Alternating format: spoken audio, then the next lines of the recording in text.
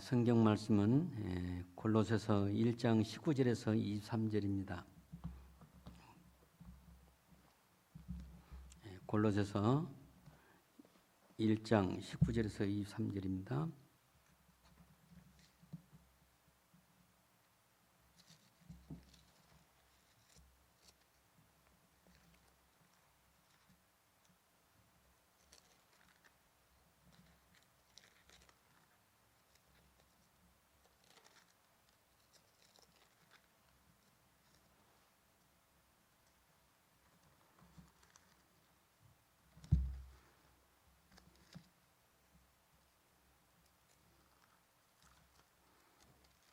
자, 읽겠습니다. 같이 교도하겠습니다. 아버지께서는 모든 충만으로 예수 안에 거하게 하시고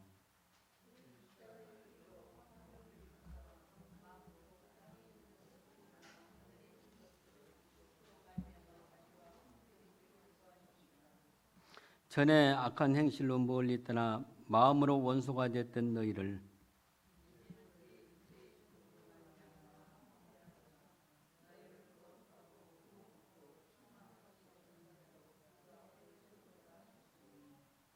다 같이 읽습니다. 만일 너희가 믿음에 거하고 터 위에 굳게 서서 너희 들은 바 복음의 소망에서 흔들리지 아니하면 그리하리라. 이 복음은 천하 만민에게 전파된 바요 나 바울은 이 복음의 일꾼이 되었노라. 아멘.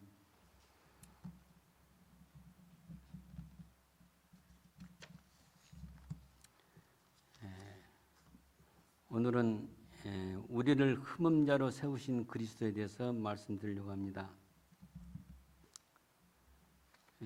사탄의 전략은 에덴 동산에서부터 출발했습니다. 지금에 와서는 기독교 신앙을 파괴하는 전략을 세우고 있습니다. 그 중에 하나가 예수 그리스도의 하나님 되심을 인간의 마음속에서 제거해 버리는 것입니다. 그래서 예수님을 하나님이 아니고 하나님이 아닌 인간의 한 사람으로서 기껏해야 인류의 최대 스승으로만 믿게 하는 그런 전략입니다. 그 전략의 핵심으로 떠오른 것이 바로 지금부터 100여 년 전에 있었던 자유주의 신학이 등장입니다. 지난 시간에 이 말씀을 대충 드렸습니다. 그것이 바로 1863년 어네스트 르낭이라는 사람이 프랑스 사람인데 예수전을 썼는데 거기에 예수는 하나님이 아니고 모든 신적인 요소를 제거해버리고 인간으로만 묘사했습니다. 거기에 예수님이 행하신 기적과 같은 그런 요소를 다 배제시켜버렸습니다. 그 책에서는 예수님은 우리와 똑같은 인간이고 단지 다르다면 그 당시에 가난한 사람이라든가 무지한 사람을 깨우쳤던 위대한 성인으로만 묘사합니다. 그 다음에 그 무렵에 또 우주수처럼 이런 책을 쓴 사람이 나왔는데 데이비드 스트라우스, 헤르만 리마루스, 또 최근에는 알버트 슈바처 같은 사람들이 바로 예수님을 하나님이 아닌 인간 예수로만 설명하고 있습니다. 여러분, 이런 것을 볼 때 사탄이 지상 최대의 거짓말자인데 이런 사람을 동원해서 사람들을 미워하고 있다는 것을 볼 수 있습니다. 사탄은 우리들 마음속에 먼저 의심을 심게 합니다. 그 의심이 바로 뭐냐면 예수님이 과연 하나님이냐. 역시 에덴 동산에서 하와에게 선악과를 넣고 이 과일을 먹으면 정말 죽는다고 하더냐. 그 말하면서 하와의 마음에 의심이 일어났던 것처럼 우리 인간은 얼마나 가능성이 있습니다. 어떤 가능성이냐면 이렇게도 생각할 수 있고 저렇게도 생각할 수 있는데 그 생각하는 과정에 사탄이 개입되면 하나님의 아무리 옳은 말씀 하셨다 할지라도 그것이 과연 진리인가 이렇게 생각하게 만듭니다. 이것은 사탄이 영원한 생명을 소유하신 예수님을 컨택하지 못하게 하기 위해서, 만나지 못하게 하기 위해서.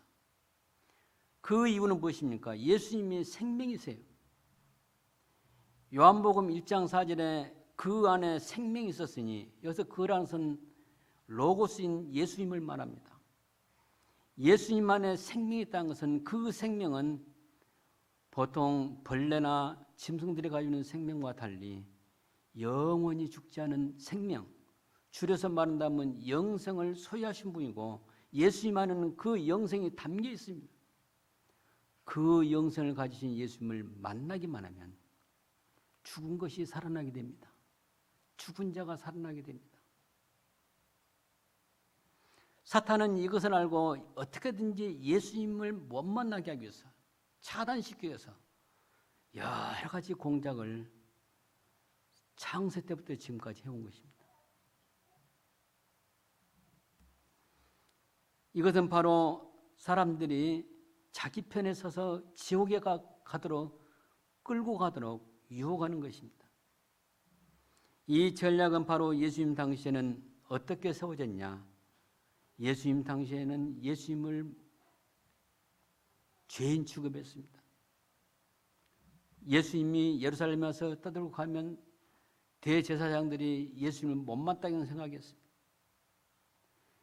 사람을 시켜서 예수님을 염탐하게 만듭니다. 예수님이 했던 말을 듣고 그것을 죄목으로 삼아서 예수님을 십자가에 못 박기도 했습니다. 당시에는 대제사장, 서기관, 공의 의원들을 사탄이 의심을 심고 속임으로 예수님을 십자가에 못 박아 죽이는 데 성공했지만은 결국 예수님의 부활로 말미암아 이 전략은 실패하고 말았습니다.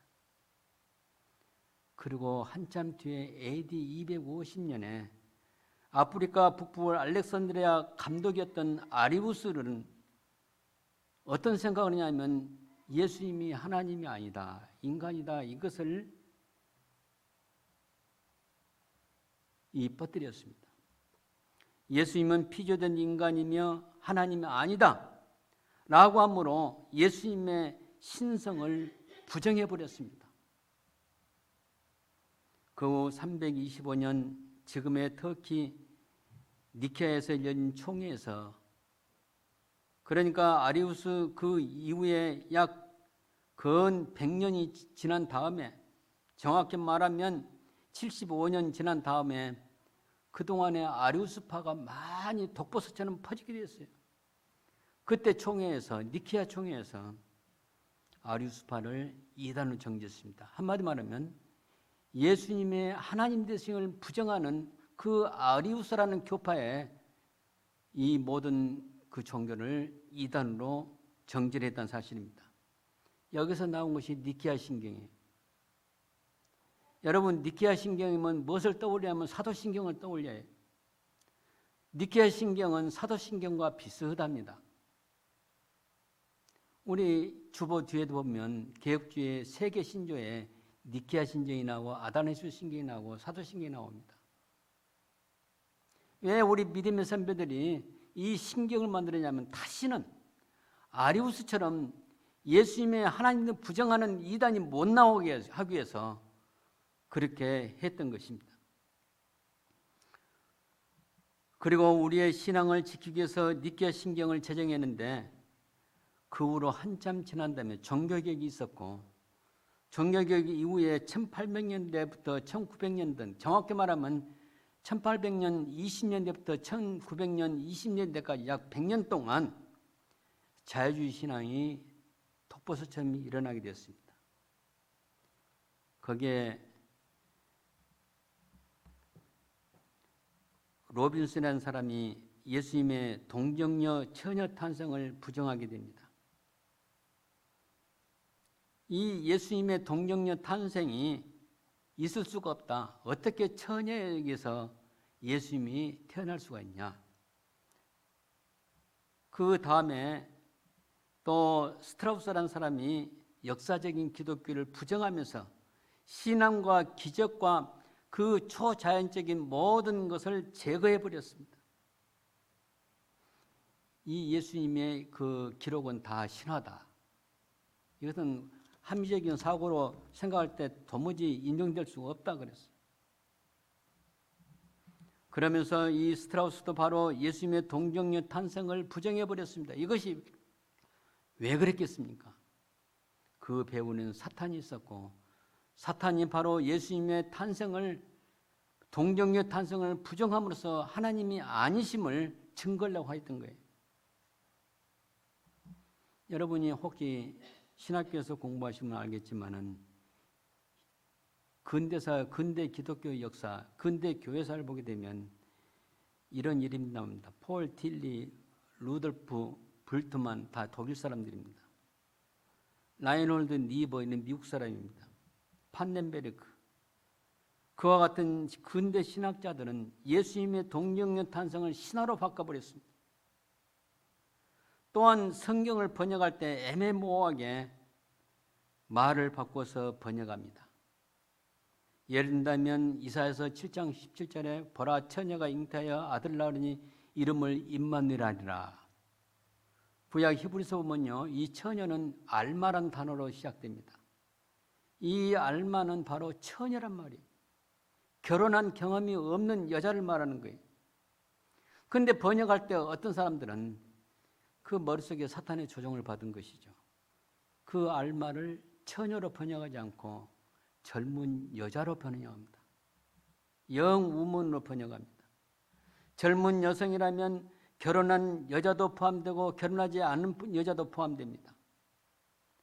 처녀라는 말을 완전히 제거버리고 이상하게 그렇게 돌려서 번역하게 됩니다. 이것은 사탄의 전략입니다. 사탄의 최대 전략은 예수님의 신성을 제거해버리는 거예요.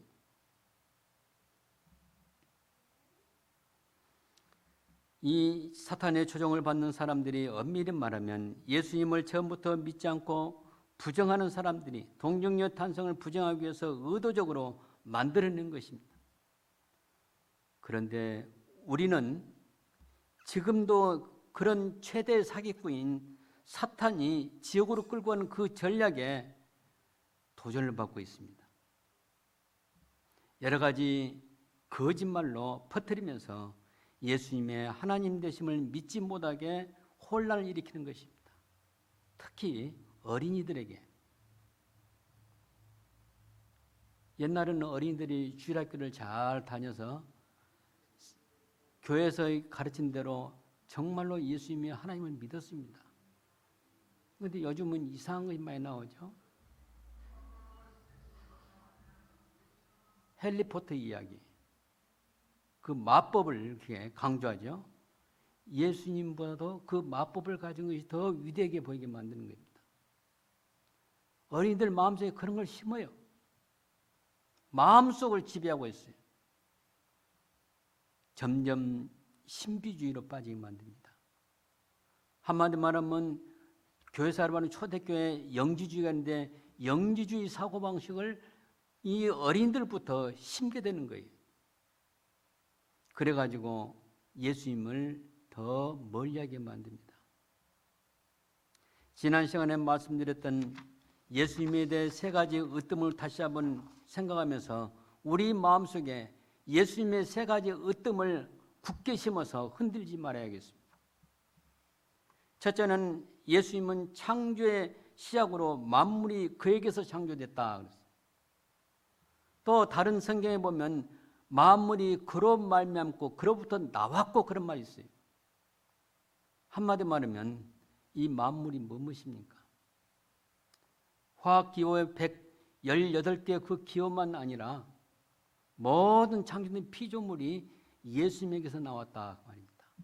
처음에는 제로인데 예수님에게서 산소도 나왔고 수소도 나왔고 탄소도 나왔고 산소도 나왔고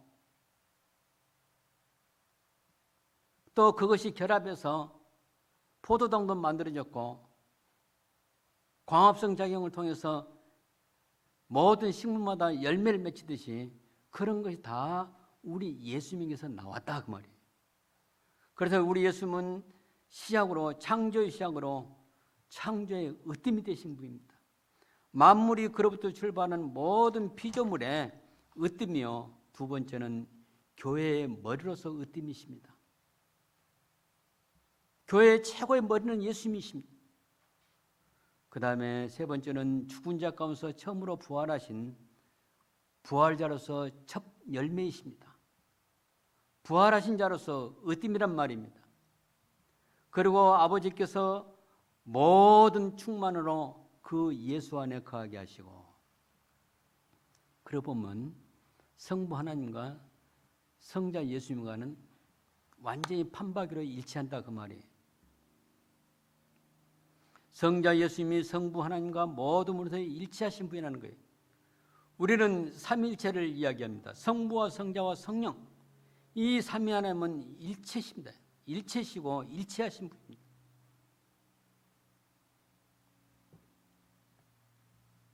이 말은 바로 예수님이 완전한 하나님이시란 말입니다. 예수님 피로 우리를 구원하기 위해서 33년 동안 이 세상에 오셨던, 지상에 계셨던, 겉으로 보면 인간이지만은 실제는 신성을 소유한 하나님이라는 사실이에요.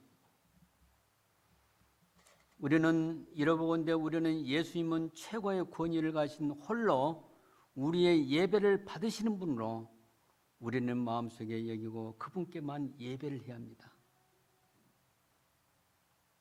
공산주의 사회에서는 김일성이 최고의 하나님이고 최고의 존재로서 이렇게 가르치고 있습니다. 세뇌시키고 있습니다. 물론 일제시대도 마찬가지예요. 천황이 하나님이었어요. 2차 대전에 끌려갔던 일본 군인들, 특히 우리 한국에서 끌려갔던 군인들도 마음에는 없는데 그렇게 말함으로써 진짜 천황을 신으로 이렇게 생각한 그런 경우가 있습니다. 지금도 그럽니다. 이것은 다 하나님을 대적하는 행위입니다. 이제부터 저와 여러분을 어떻게 구속하시는가를 보겠습니다. 바울은 골로새 교회 성도들을 향하여 예수님의 십자가를 통한 구원의 사역을 잘 설명하고 있습니다. 지난번도 말씀드렸지만 골로새 성도들은 바울에게 직접 지도를 받는 사람이 아니었어요. 이 서신서를 통해서 그들에게 확실하게 복음을 심어주고 있습니다. 최초의 조상이 바로 하나님의 계명을 어김으로써 인류가 이 죄에 빠지게 되었어요. 그 죄에 빠짐으로써 우리 인류는 하나님과 원수된 상태예요. 예수님은 우리로 하여금 하나님과 화목케 하심을 말해주고 있습니다. 전에 악한 행실로 멀리 떠난 마음으로 원수가 되었던 너희를 이제는 그의 육체의 죽음으로 말미암아 화목케 하사 너희를 거룩하고 흠이 없고 책망할 것임 자로 그 앞에 세우고자 하셨으니 21절, 22절 말씀은 이 복음의 핵심이 다 들어있어요. 제가 오늘 특별히 강조한 것은, 여기서 말하는 것은 누구를 향한 말이냐? 골로새 교회 성도들을 향해서 하는 말이요, 곧 우리에게 하는 말입니다. 반면에 분명히 하고 싶은 것은 지상에 있는 모든 사람을 위해서가 아니라는 것을 말해주고 있습니다. 다시 말하면 우리의 이 구원은 예수님이 십자가에서 행하신 그 일은 모든 사람을 위해서 한 것이 아니라 제한 속죄로 영세전에 창세전에 하나님이 택한 그 백성을 위해서 십자가에 지셨고 구원했다는 사실을 말하고 싶습니다. 그에 대한 백그라운드가 바로 무엇입니까? 요한복음 17장 전체가 그 기도인 것입니다. 우리가 어떻게 구원됐는가? 이전에는 우리가 하나님과 원수되는데 예수님이 십자가에서 자기 피로 하나님과 화목케 하사, 한국에 조인순 씨가 그린 그림이 하나 있습니다. 너무 잘 그려가지고 이것을 액자로 할 때도 있습니다. 역시 혹시 여러분 그 그림을 보셨는지 모르지만은 십자가에서 예수님이 가시 면류관을 쓰고 달려 있는데 피를 줄줄 흘립니다. 오른손은 하나님의, 하늘에 있는 하나님의 손을 붙잡고 왼손은 땅에 있는 사람의 손을 붙잡고 기도하는 장면을 그린 그림이었습니다. 바로 이 그림이 오늘 여기 말해주는 원수된 자를 십자가로 파하시고 하나님과 화목케 하신 그 모습을 보여주고 있습니다. 그 결과로 제한 속죄에 속한 선택받은 우리들은 어떻게 되느냐? 죄인 되기 이전의 상태인 거룩하고 흠이 없고 책망할 것이 없는 완전한 하나님의 자녀가 되었다는 사실입니다. 20절에서 그의 피로 화평을 이루었다고 말합니다. 우리는 여기 분명히 할 것은 제한 속죄. 그런데 거짓말쟁이들은 뭐 어떻게 합니까? 사탄은 만인을 위해서 예수님 죽었다, 십자가 죽으셨다 이렇게 말합니다. 특히 복음주의 신앙에서 그렇게 말하고 있어요. 이 복음주의는 애매모호한 그런 신앙이에요. 신앙사고예요. 우리 주위에 만연되어 있어요.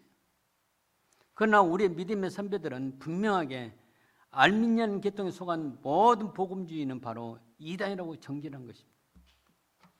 그렇기 때문에 우리는 이 시대에 영적인 분별을 가지고 그 부분을 잘 분별해서 우리가 신앙을 가져야 합니다. 바울은 두 가지 측면에서 우리에게 믿음을 강조했습니다. 첫째는 예수님이 누구신가? 둘째는 예수님의 십자가를 통해서 우리가 어떤 신분으로 회복되는가? 이것을 알려고 한 것입니다. 이 두 가지 신앙과 고백이 있고 복음의 소망이 흔들리지 않는다면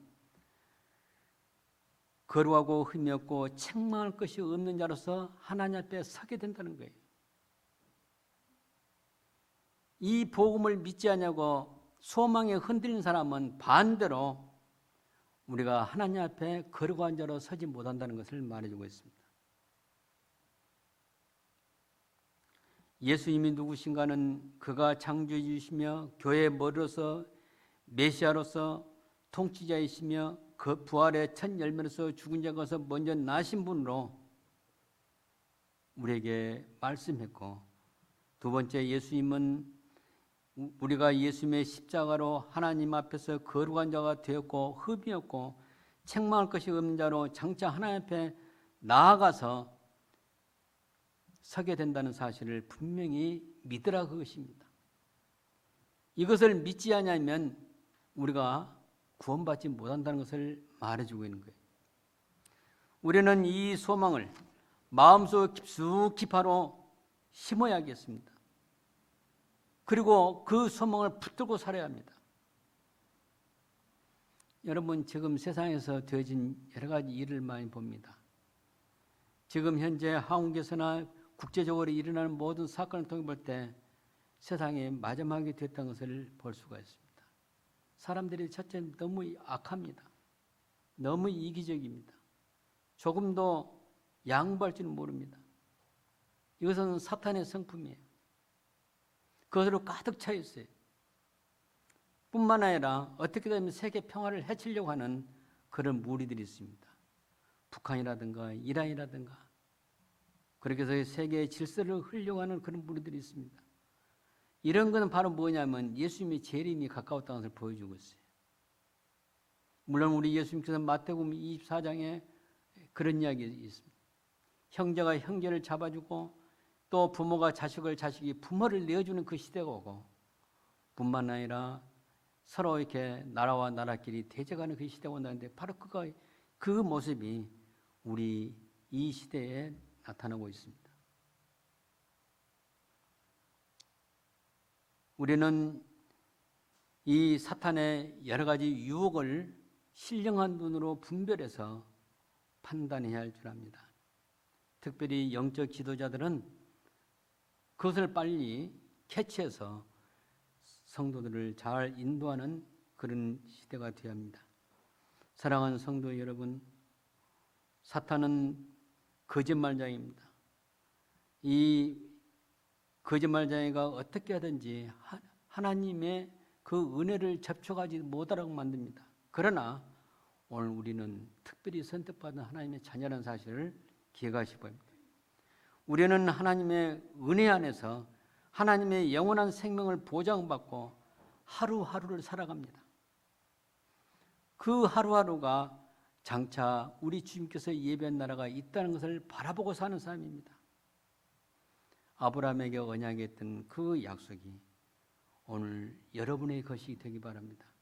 그리고 우리의 후손들이, 우리 다음 세대에 자라나는 그 세대들이 창세 이전에 마련하신 그 은혜 안에 계속 거하도록 믿는 것이 중요합니다. 사랑하는 성도 여러분, 우리 믿음의 선배들은 아브라함의 언약에 속한 사람은 어느 시대가 되어도 하나님이 지키신다고 그렇게 믿었습니다. 그것이 바로 은혜 언약, 그것을 믿었던 것은 사실입니다. 사랑하는 성도 여러분, 오늘 우리가 이 말씀을 생각하면서 우리의 신앙을 다시 한번 정립하시기 바랍니다. 기도하시겠습니다.